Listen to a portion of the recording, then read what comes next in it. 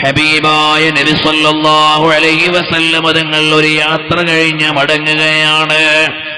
യാത്രാമധ്യേ ഒരിടത്താവളത്തിൽ നിസ്കരിക്കാൻ വേണ്ടി വാങ്ങുകൊടുക്കുകയാണ് സ്വഹാബ. യാത്രാ സംഘത്തിൽ നിന്ന് വാങ്കുലി മുഴങ്ങുകയാണ്. അതാ പുറത്ത് മറ്റൊരു യാത്രാ സംഘമുണ്ട്. അതിൽ ഒരാൾ അപസ്വരം ഉയർത്തുകയാണ്, അപകടകരമായ ശബ്ദമുയർത്തുകയാണ്. വാങ്ക് കഴിയുമ്പോൾ അല്ലാഹുവിന്റെ റസൂൽ സല്ലല്ലാഹു അലൈഹി വസല്ലം തങ്ങൾ ആ യാത്രാ സംഘത്തോട് ചോദിക്കുകയാണ്, എന്തേ നിങ്ങൾ ഇത്ര സഹിഷ്ണുക്കളല്ലാത്തത്? ഞങ്ങൾ ഇവിടെ വാങ്ങുകൊടുക്കുമ്പോൾ അവിടെ അപസ്വരമുണ്ടാക്കിയതാരാണ്? ശബ്ദമയമാക്കി മാറ്റിയതാരാണ്? എല്ലാവരും അവിടുന്ന് പറയുകയാണ്, ഒരാളെ സൂചിപ്പിച്ചുകൊണ്ട് പറയുകയാണ്, ഇയാളാണേ നബിയേ, അല്ലയോ പ്രവാചകരെ, ഇയാളാണ് ആ ശബ്ദമുണ്ടാക്കിയത്. ഇയാളാണ് ആ ശബ്ദം ഉണ്ടാക്കിയത്. നബി സല്ലല്ലാഹു അലൈഹി വസല്ലം തങ്ങൾ അയാളെ അടുത്തേക്ക് വിളിച്ചുകൊണ്ട് പറഞ്ഞു, നിങ്ങൾ വാങ്ങൊന്ന് കൊടുത്തു നോക്കത് അത്ര മധുരതരമായ മന്ത്രമാണ്.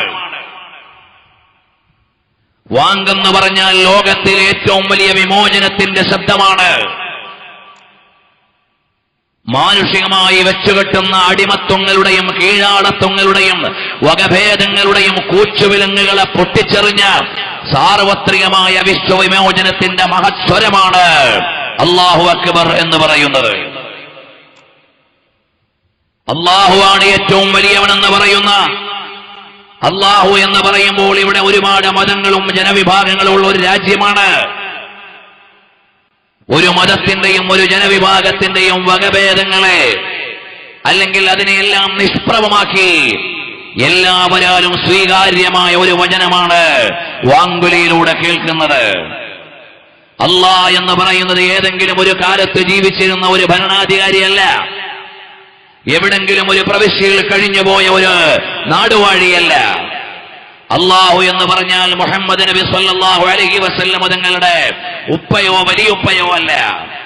അല്ലാഹ് എന്ന് പറഞ്ഞാൽ ദ ഓൾമൈറ്റി, ഈ ലോകത്തിന്റെ മുഴുവനും രക്ഷിതാവ്, ഈ ലോകത്തിന്റെ മുഴുവനും സുപ്രീം പവർ, ഇവിടെയുള്ള മുഴുവൻ ഗതിമാറ്റങ്ങളെയും ഋതുമാറ്റങ്ങളെയും നിയന്ത്രിച്ചുകൊണ്ടിരിക്കുന്ന സർവാധികാരി. എല്ലാവർക്കും ചിന്തിക്കാം, ആലോചിക്കാം, അന്വേഷിക്കാം.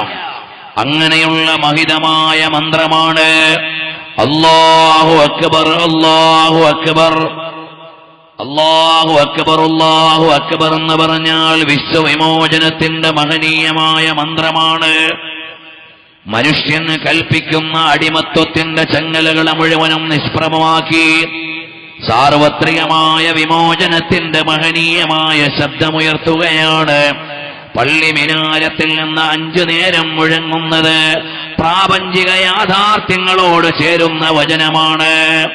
ഇരിക്കട്ടെ, അല്ലാഹു അക്ബർ, അല്ലാഹു അക്ബർ എന്ന് തുടങ്ങുന്ന വാങ്കിന്റെ മഹനീയമായ മന്ത്രമങ്ങ് കേൾക്കുമ്പോൾ ചൊല്ലാൻ പറയുകയാണ്. ഈ മനുഷ്യനോട് ഹബീബായ തങ്ങൾ പറയുന്നു, വാങ്കുലിയൊന്ന് മുഴക്കണേ. അദ്ദേഹം വാങ്ങുകൊടുത്തു.